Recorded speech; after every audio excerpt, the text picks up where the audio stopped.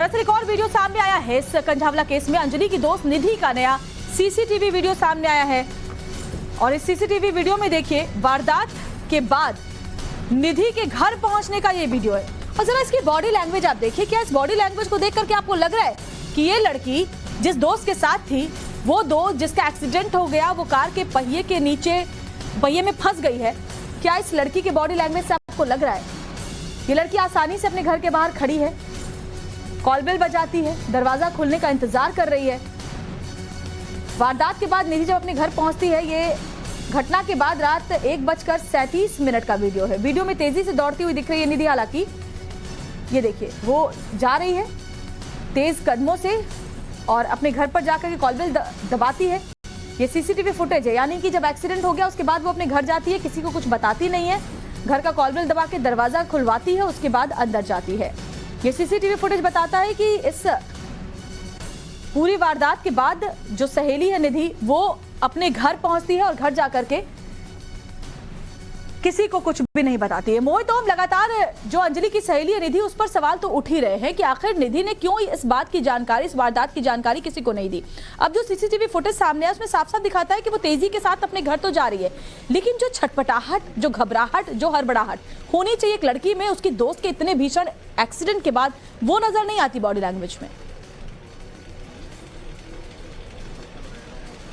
देखिए, जो फुटेज आया है वो 2:30 बजे के करीब का है, जब निधि अपने घर लौटी है। ये वो गली है जहां से निधि उस रात वापस लौटी है। और जिस तरीके से निधि ने अपने बयानों में बताया था कि वो पैदल अपने घर आई थी, एक्सीडेंट के बाद वो अंजलि को वहीं छोड़ के चली गई थी, स्कूटी को वहीं छोड़ के चली गई थी और पैदल अपने घर आई थी। तो पैदल आती हुई वो नजर आ रही है और यही घर है जो निधि का घर है और इसी घर के बाहर की वो सीसीटीवी फुटेज है। इस वाले गेट को, जो बाहर का गेट है, इसको लगातार वो खड़खड़ाती है, बुलाने की कोशिश करती है। हालांकि निधि इस घर में अकेले रहती है, उसकी जो माँ है और जो भाई है वो कभी कभी इस घर के अंदर आते हैं। तो उस रात में घर में कौन मौजूद था इसके बारे में भी पता नहीं चल पाया, लेकिन निधि लगातार दरवाजा खड़खड़ाती है। ऊपर जो किराएदार है वो रात को करीब 2:30 बजे आके इस गेट को खोलते हैं, तब जाके निधि घर के अंदर एंटर करती हैं। इस फुटेज के अंदर साफ दिख रहा है कि निधि किस तरीके से तेजी से अपने घर के अंदर आ रही है, क्योंकि निधि ने बताया था कि वो एक्सीडेंट के बाद खुद पैदल चली गई थी। तो यानी 1:15 जो हम पे पहले सीसीटीवी फुटेज आया था जो होटल के बाहर का था, उसमें दिख रहा था कि करीब 1:15 बजे के आसपास होटल के बाहर लड़ाई कर रहे हैं, वहां से स्कूटी लेकर निकल गए हैं। और दूसरा जो सीसीटीवी 2:30 बजे के आसपास का आया जिसमें निधि नजर आ रही है, यानी कि जो एक्सीडेंट का टाइमिंग है वो 1:30 से 2 बजे के बीच का टाइमिंग है। क्योंकि अगर यहां से बात करें जहां पे एक्सीडेंट हुआ था, करीब यहां से 2.5 किलोमीटर का एरिया है। 2.5 किलोमीटर पैदल आने में भी थोड़ा समय लगता है। तो यहां से निधि 2.5 किलोमीटर पैदल खुद आई है उस रात में अकेले, और वो भी अपने में बेहद हैरान करने वाला है किस तरीके से लड़की रात में 2:30 बजे के करीब अकेले आती है। और निधि कह रही थी कि मुझे डर लग गया था और मुझे डर लग गया था एक्सीडेंट को देखते हुए, इसलिए मैं अपने घर में आ गई, मैंने किसी को कुछ नहीं बताया। तो वो फुटेज जो है वो साफ दिखा रही है कि निधि किस वक्त अपने यहाँ घर पहुंची थी कि एक्सीडेंट उससे पहले हुआ है। और इसी गेट को निधि ने जो है खड़खड़ाया था और इसको खड़काने के बाद जो ऊपर से किराएदार आए हैं उन्होंने इस गेट को खोला है। उसके बाद निधि अपने घर के अंदर ही मौजूद रही है, जिसके बाद 2 दिन बाद पुलिस यहाँ तक पहुंची है और निधि से सारी बातें को सवाल जवाब जो है पुलिस ने किए हैं। जी बिल्कुल मोहित, आप उसी जगह पर मौजूद हैं जो सीसीटीवी फुटेज इस वक्त हम अपने दर्शकों को दिखा रहे हैं। देखिए मोहित, वहीं पर उसी निधि के घर के बाहर ही मौजूद हैं वो निधि, लड़की जो अंजलि के साथ थी, उसकी दोस्त जिसके साथ झगड़ा हुआ था। और उसके बाद निधि का ये जो वीडियो है वो साफ साफ दिखाता है। मोहित, कम से कम इस वीडियो के बाद ये तो साफ हो जाता है कि निधि ने जो बात कही थी कि एक्सीडेंट के बाद वो सीधे अपने घर आ गई थी, वो सही है, वो पुष्टि हो जाती है उस बात की। लेकिन सवाल अभी भी कई हैं कि आखिर इतनी बड़ी वारदात की बात क्यों छुपाई गई?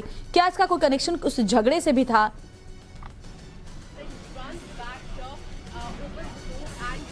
देखिए, जो अभी तक निधि के जो बयान सामने आए उसने कहा है कि झगड़ा नहीं था, वो हमारी कहासुनी हो रही थी इस बात को लेके कि ये अंजलि को समझा रही कि तूने ड्रिंक कर रखी है, तूने बहुत ज्यादा ड्रिंक कर रखी है और तू गाड़ी को नहीं चलाएगी, इसलिए वो उससे झगड़ा कर रहे थे। उसने चाबी छीन रही थी और उस वक्त निधि ने उससे चाबी ले भी ली थी और स्कूटी खुद चलाकर वो आधे रास्ते तक गई भी थी, लेकिन अंजलि ने रास्ते में स्कूटी फिर निधि से ले ली थी और वो खुद ड्राइव कर रही थी। तो ये निधि का कहना है कि झगड़ा नहीं था, वो हमारी कहासुनी हो रही थी और मैं उससे चाबी ले रही थी क्योंकि अंजलि ने बहुत ज्यादा ड्रिंक कर रखी थी और वो अपने होशो हवा में नहीं थी। और निधि ने यह भी बताया कि रास्ते में एक ट्रक के साथ भी उनका एक्सीडेंट होने वाला था, लेकिन किसी तरीके से वो लोग बच गए थे। और उसके बाद भी थोड़ी देर बाद जाके गाड़ी के अंदर टक्कर हो गई, गाड़ी से उनकी टक्कर हो गई जिस गाड़ी में 5 आरोपी बैठे थे। लेकिन तमाम बातें जो सामने निकल कर आ रही हैं वो निधि के बयान है, लेकिन पुलिस उन बयानों को वेरीफाई कर रही है। लेकिन जिस तरीके से भी नई बातें निकल कर सामने आ रही हैं कि उन आरोपियों ने लड़की को 2.5 किलोमीटर बाद ही देख लिया था कि वो उनकी लड़की एक कार जो है वो लड़की को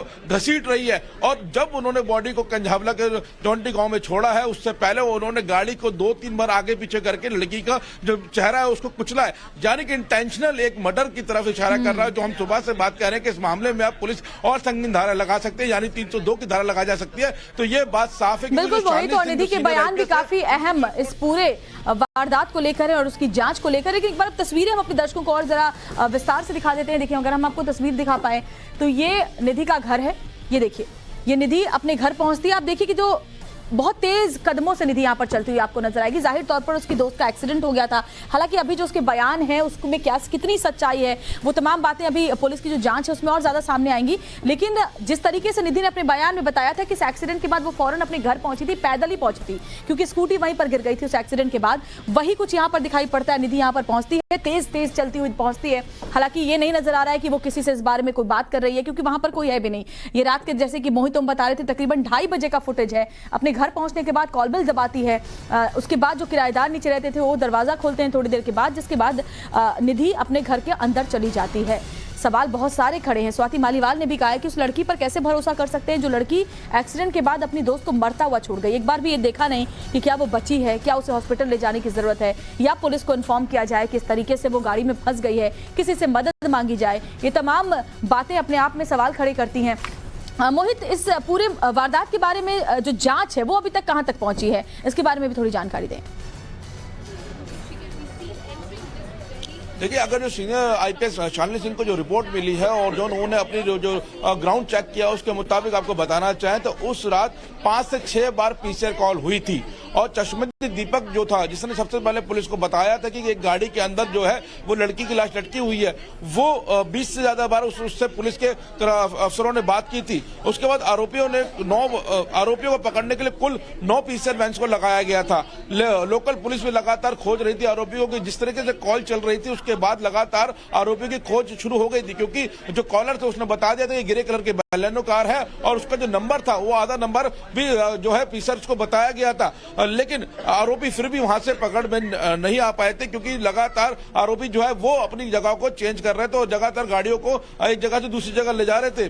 जो पहली पीसीआर कॉल है पुलिस को वो 2:18 में मिली थी, जिसने एक शख्स ने दुर्घटना के बारे में बताया था। वही शख्स है, उसका नाम विकास है, जो जोमेटो का डिलीवरी बॉय था, जो खाना डिलीवर करने के लिए पहुंचा था, और उसने बताया था कि कंझावला रोड पे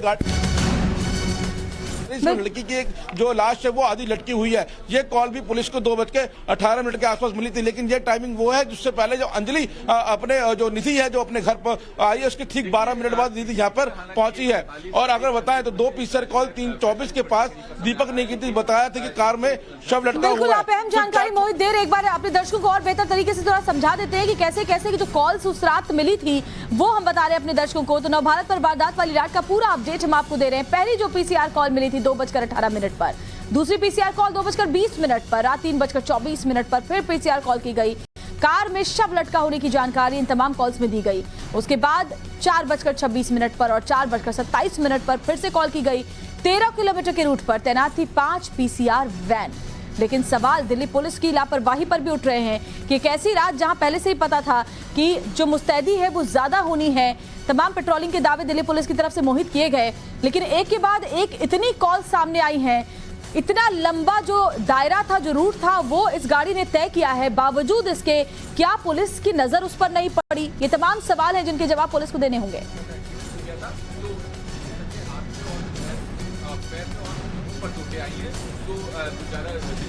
मोहित,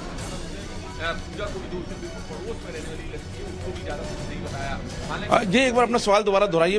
मोहित, हम एक के बाद एक वो उस रात कौन कौन से कॉल कब कब किस किस वक्त पर आए वो तमाम पीसीआर कॉल्स हम अपने दर्शकों को दिखा रहे हैं। और दावा ये भी किया जा रहा है कि 13 किलोमीटर का जो वो रूट था उस पर 5 पीसीआर वैन तैनात थी। लेकिन पुलिस की कार्यप्रणाली पर सवाल जरूर उठ रहे हैं कि इतना लंबा दायरा जो है, इतना लंबा रूट पूरा उस वक्त तय किया गया, लेकिन क्या किसी पेट्रोलिंग टीम की नजर नहीं पड़ी?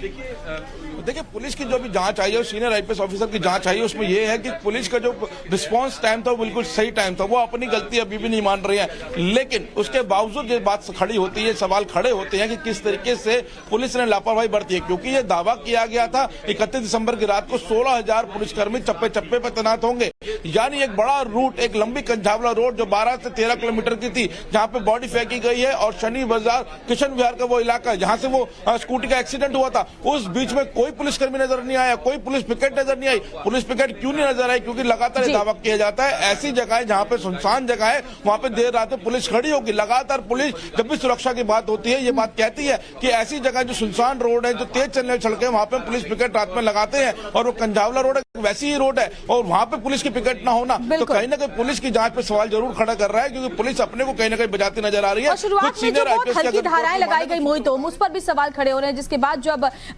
ये खबर मीडिया में प्रमुखता से उठाई, नवभारत ने भी उठाई है, उसके बाद से भी गंभीर धाराएं उसमें जोड़ी जाएंगी, 302 भी लगाया जा सकता है। ये तमाम बातें अब सामने आ रही। बहुत बहुत शुक्रिया आपका मोहित इस तमाम जानकारी के लिए।